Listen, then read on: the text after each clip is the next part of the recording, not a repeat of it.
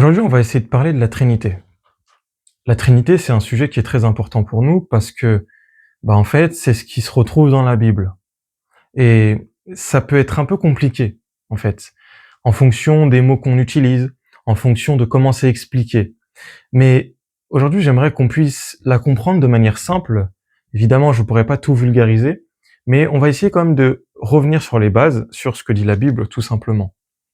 En fait, le truc, c'est que c'est une doctrine qui est tellement compliquée parfois qu'on sera même attaqué là-dessus. Et d'ailleurs, c'est tellement contre-intuitif que, en fait, ça n'existe nulle part ailleurs dans le monde, dans toutes les autres religions. Ce qui est quand même un bon signe de l'authenticité. Cela dit, qu'est-ce que croient les chrétiens? Les chrétiens croient ce que dit la Bible. La Bible nous dit qu'il n'y a qu'un seul Dieu, qui est tout puissant, qui a tout créé, et c'est le seul être qui n'a pas été créé. Et ensuite, la Bible va expliquer qu'en fait, Dieu, ce n'est pas une personne, mais en fait, c'est une nature.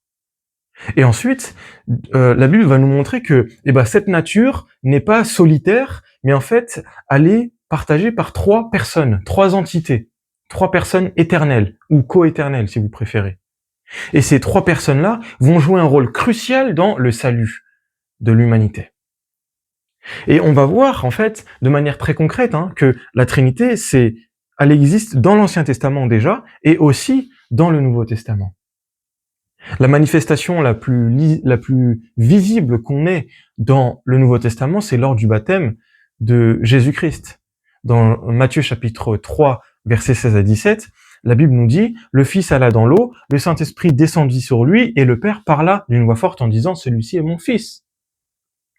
Donc on a vraiment une manifestation très claire, une explication très claire en fait dans la Bible de la Trinité. Mais par contre, évidemment, la Bible n'est pas un livre théologique, donc il n'y a pas écrit dans la Bible la Trinité.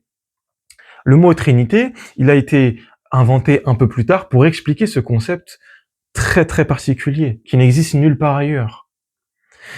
Et est-ce que c'est un concept qui nous vient de la tradition catholique? Non, parce qu'on voit que c'est dans la Bible. Donc ça n'a rien à voir avec une tradition ou...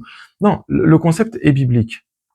Et donc, la question c'est, qu'est-ce que ça change pour nous? Et c'est ce que j'aimerais qu'on puisse voir la prochaine fois dans les prochaines vidéos, parce que j'aimerais faire plusieurs micro-vidéos autour de la Trinité. Qu'est-ce que ça change pour nous? Pourquoi est-ce qu'en Dieu, il y a trois personnes et pas une seule, etc., etc. Que le Seigneur vous bénisse.